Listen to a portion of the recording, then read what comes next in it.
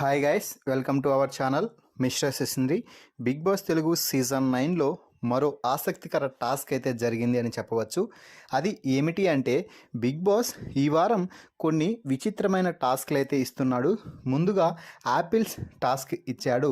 ఈ యాపిల్ టాస్క్లో black apples పొందినటువంటి ముగ్గురైనటువంటి ఫ్లోరా, రీతు, శ్రీజాలకి ఈరోజైతే ఒక స్పెషల్ టాస్క్ ఇవ్వడం జరిగింది.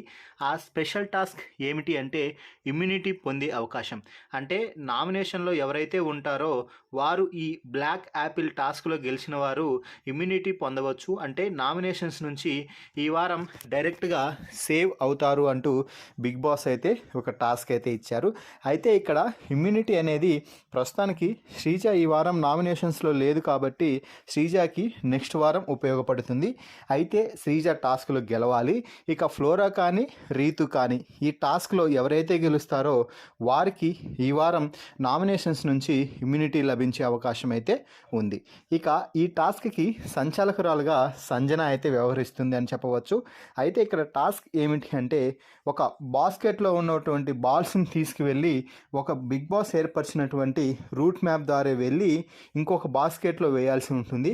అలా ఎవరి బాస్కెట్ అయితే ముందుగా బాల్స్తో నిండుతుందో వారు ఈ టాస్క్లో గెలిచి ఇమ్యూనిటీ పొందుతారు అంటూ బిగ్ బాస్ అయితే చెప్పడం జరిగింది. సో దీంతో ఫిజికల్ టాస్క్ కావడంతో రీతు అలాగే శ్రీజ ఎలాగైనా కూడా గెలుస్తారని అందరూ ఊహించారు.